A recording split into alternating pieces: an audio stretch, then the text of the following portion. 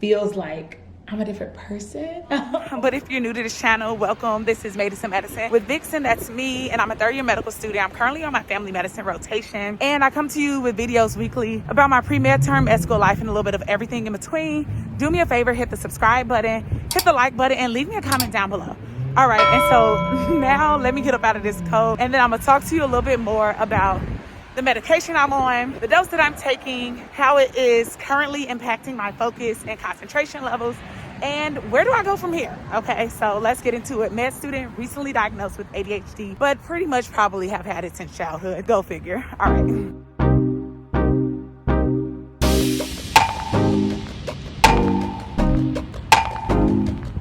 It is 4:22 or 4:23 p.m. I have been on campus since 8 a.m. because it was didactic. Started with the orthopedic lecture about like hip, knee, ankle, low back pain, which is very, very common. And then it went to a preventative medicine lecture, and then a lifestyle lecture, the importance of interpreters, and then I just had my SOAP note lecture, which is basically your doctor's note and how you write the note, how you present the note. Why are they laying on their dang on horn? Anyway, the point of this video is to give y'all an update because this is my first time being like a week back from winter break and being on my ADHD medication. So to let you know how that's going. All right, so let me start with, it has been quite some time where I felt like I had attention deficit hyperactivity disorder, better known as ADHD.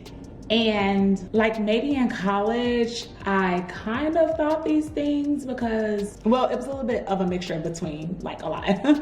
Like coming from Chicago Public High School, where I was a high achieving student, and the curriculum, frankly, to me, it wasn't as challenging. Like there were classes that were hard, but overall, high school was very easy. Then I got to college and everything was hard. Everything was kicking my behind, and I found it very difficult for me to sit down and focus for long periods of time. Since in high school, with it not being challenged, I never really had to focus. All of my homework would be completed before I'd even gotten home. And so I didn't really have to encounter any concentration lags until it was time to write like a paper, whether it was just a regular essay or a research paper. Then that was a little bit hard for me, but I just felt like, oh, English isn't technically my thing. The subject English, I don't like writing, all these things, so maybe that's what it is. Never put two and two together. So I got to college, things were a lot more difficult. It was hard for me to stay in focus for long periods of time. I could not study, and like I couldn't study in groups. I couldn't study in the library. I couldn't study in my dorm. I couldn't study at the Black House. It was just like so hard for me to maintain focus, but I just equated it to the level of difficulty was just insurmountable, that it was impossible. And then we fast forward to when I was sitting for the MCAT in 2020 for the 5th time. And at that point I knew like, there's no way, without a shadow of a doubt, I have ADHD because my desk was by the window, and if a bird chirped, a door opened, a car drove past, if the wind blew too hard, I was looking out the window. Like that's the level of distraction that I was, to the point where I had to move my desk away from the window, move it to the other end of my room to like focus. So fast forward to now, to post-diagnoses. What in part helped me, I think, to get the diagnosis, because I was like explaining all the things that I didn't know were tools to assist my ADHD, to help me to better focus and concentrate. Like, I mean, yes, I knew it was to help with concentration, but I didn't know that this was tied to attention deficit hyperactivity disorder. I do not have any notifications on my phone. When my phone is on do not disturb, nothing comes through. Like, you can't call me twice to get through unless you're in my favorites. Then you could just call me once. But for those reasons, I only have like family in my favorites because they know not to call me during the hours that I'm studying or that I'm in the clinic. But I removed all notifications, like regardless. Whether my phone is on, well, when it's on silent, phone calls don't even come through. You know, like typically you could look at your phone and see like, oh, so-and-so called me. I missed this call at X time. I don't have that because that's a distraction. I don't have, when a text message comes through, any social media that is on my phone is just like not a thing for me. I won't know until I log on to said social media account because I cannot afford to be distracted. And with that, it's a large part why I do study with me, because if I'm studying by myself and at home, granted I am by myself and I am at home, but like to the people who are virtually studying with me, it motivates me to not get on my phone, because without y'all, like sometime a couple months ago when my stream wasn't working, I was like, oh, I'll be fine. And then I would just pick up my phone and I would just log on to any social media or check my email 50 times a day. So the point I was like, wow, I'm really like reliant upon this. Like this is true accountability. And in class, I can't tell you how many times I would just check whatever. Right now I'm on a fast for a church, and so it's like eliminating social media. So I don't have that as a distraction, but I love to use my email as a distraction. But I can proudly say that I was focused today. We had lectures from 8 a.m. to 4:30 p.m. with minimal breaks, actually, unless the session got out early. I only got distracted around 3:30. And in part, that was because I'd been sitting down all day and like, honestly, I was just tired. But I also was looking for an email to come through that was important, so that like I made the decision to refocus my attention from where I was in that room to what was on the computer. But all in all, I don't think I've ever in my life sat through lectures that long and actually paid attention. And I'm not just talking about like paying attention where like, yeah, I'm sitting there and I'm in the room and, you know, like I'm just looking at you. No, I was asking questions, I was answering questions, I was extremely engaged. And it just feels like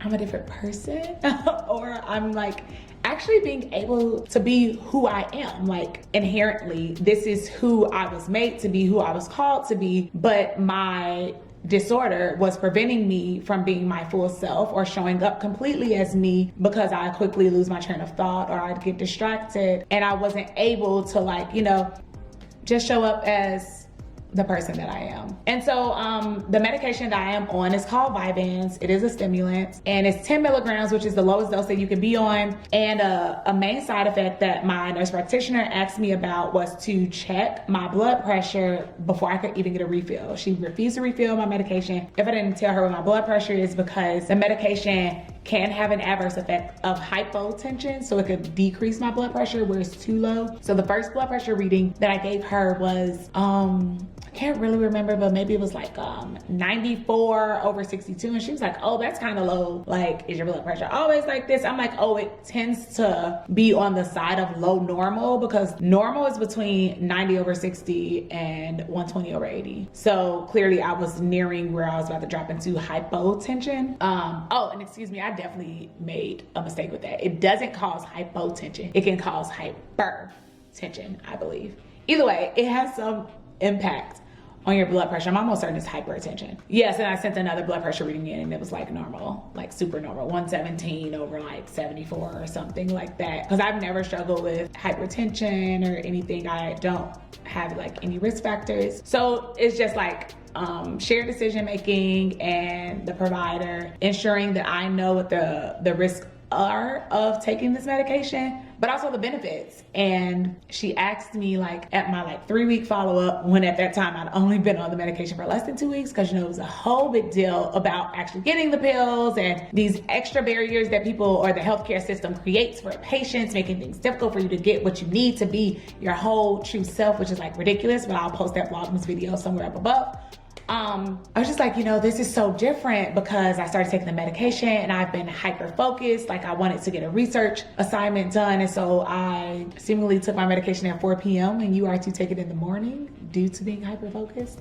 I told myself I would stop the research no later than 8 p.m. Y'all, I was doing research till dang near midnight that night, because I'm just like, gotta get it done, gotta keep going.